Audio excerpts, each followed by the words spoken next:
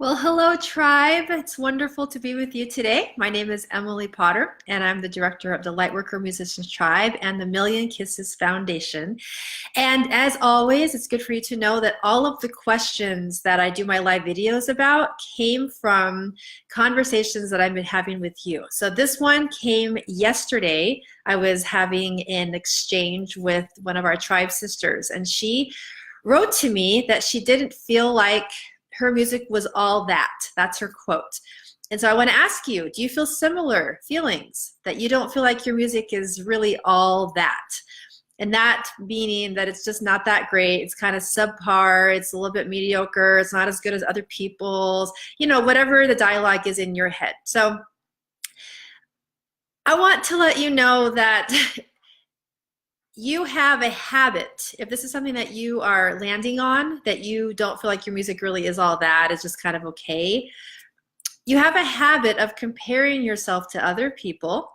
And if that's not your thing, then you probably get to acknowledge that you are utilizing that foundational sentence because it's easier to live in a safe life. It's safe to be able to say it's just not all that because then nothing's asked of you. You're not good.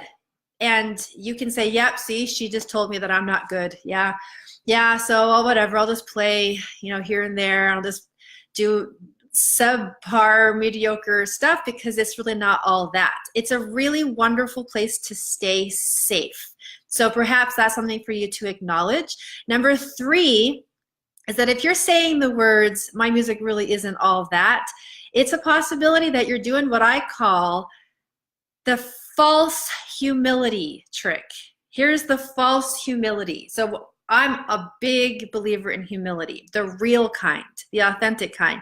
The fake humility is anybody saying, oh, it's really not all that,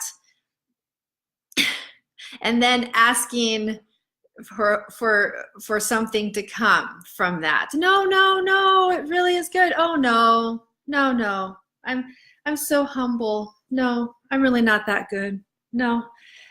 And then that person could see you as, wow, she's really a humble person. But that is the fake kind of humility.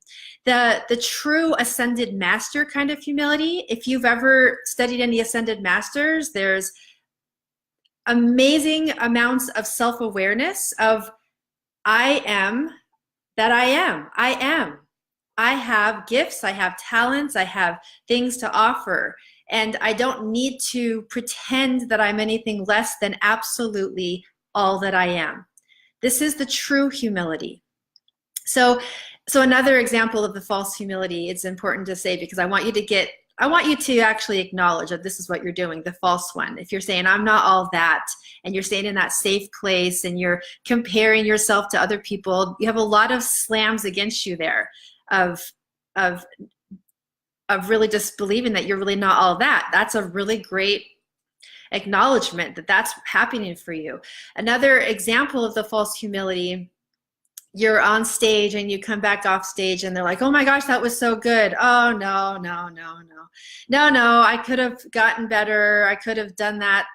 Yeah, I totally messed up. That kind of thing. You can do whatever you want. If that works for you and you get the attention that you need from that, then go ahead. But there's a true humility of just being gracious and saying thank you. And I'm learning, and yet staying in your power is a full other way of being in that moment. So those are the three detrimental parts of having the landing piece be that you don't feel like you're all that and that your music is not all that.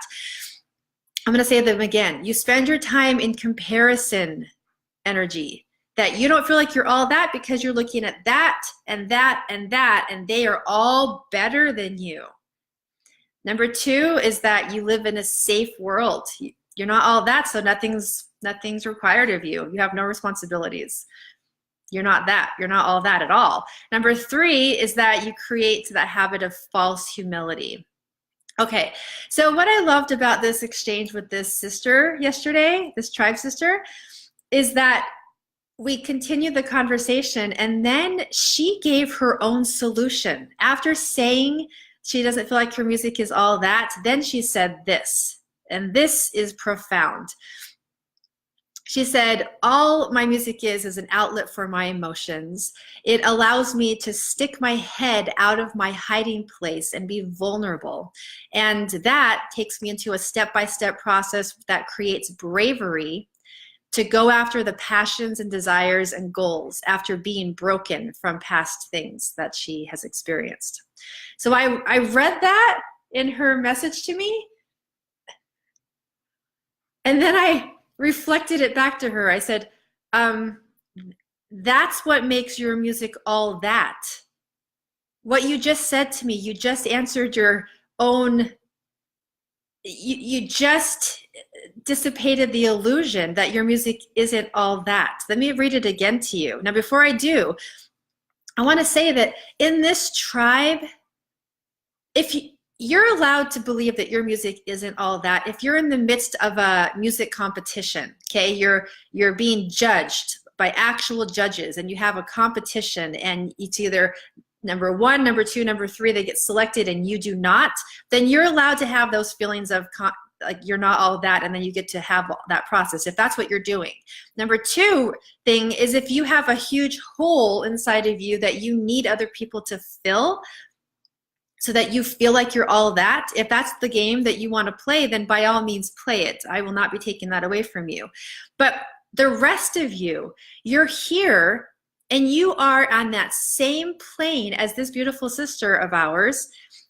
Listen to some of the things again that she said about her own music, and she was saying it as if it was the opposite of all that. She was saying, my music isn't all that. Instead, it's an outlet for my emotions. Okay, let's just pause right there. I'm going to talk to the spiritual leader in you. Whoo, chills everywhere. Oh my gosh. So you're creating a music medicine venue ceremonial performance. I want you to imagine that. That's what I assist my clients to do. So bringing in that space that you are now in a room with your audience, and you have created a musical ceremony for them. And you are showing them in a vulnerable, heart-to-heart connective way that your music is an outlet for your emotions. What's the first thing that happens when someone is so aligned with their own emotions and their own beautiful artistic way of expressing it? What happens is deep, vulnerable connection with your audience, who now feels liberated to express and to feel their own emotions. And then there's marvelous connection that happens in that moment. So how is that not all that? That's it. It's an outlet for her emotions, connecting with her audience in that beautiful, sacred way that brings safe space to people to want to be seen and to express their own emotions in your presence. That's the first thing she said. And then she says, my music allows me to stick my head out of my hiding place and be vulnerable. To me, that is all there is. We can create our lives to be safe, or we can make risks in places that really are meaningful and significant so that we have a fulfilling life. So that if her music is that place for her to be able to open the channels, to be vulnerable, that to me is what it's all about. Because then she can have that amazing, fulfilling life that we all are looking for and want. Number 3, she said, and then that is a step-by-step process that creates bravery to go after my passions, my desires, and my goals after feeling like I'm broken. So all of us have been broken in some ways. And so being able to tap into your music, being able to tap into those places that allows a step-by-step process, what did she say? That creates passion, the bravery to go after your passions, to go after your goals and your dreams. that is as big as it gets, because when you come down to the roots of what life is about, it's about pursuing those passions. It's about pursuing those dreams and being brave enough to do it. So I'm so grateful because I got to reflect that to her, and then she acknowledged it. Yeah, that is a big deal. And then we went on from there. I share that with you now because if you're watching this video, it might be time for you to consider that your music really is all that. And it serves us in our tribe that you know that. You coming to the table in our tribe with that level of true confidence as the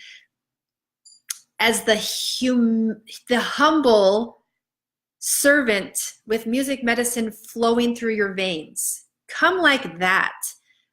Come like that to this tribe. Come like that to your listeners. That you are all that, in that humble way of saying, I am owning what is inside of me. And when you're ready to do that at the next level, tribe, when you're ready to do that and actually have that be your reality, to have that be your job, to have that be the next level in your musical journey, reach out to me. And we're going to create a strategy for you to be able to do that at a way that is out of your comfort zone, but feels amazing and liberating. So for those of you who are ready to do that, I look forward to hearing from you. And the rest, I look forward to continuing to connect with you in this tribe. And I'm so happy for all the people who are here. Hello, everyone. Lots of beautiful, beautiful tribe people. I love you guys. I love this tribe. I love the way you guys support each other. Thank you for doing that. Continue to step into your vulnerability in this space. And when you're ready to take that and who you are to the next level, I look forward to hearing from you one-on-one. And in the meantime, have a wonderful, wonderful weekend. Lots of love to you.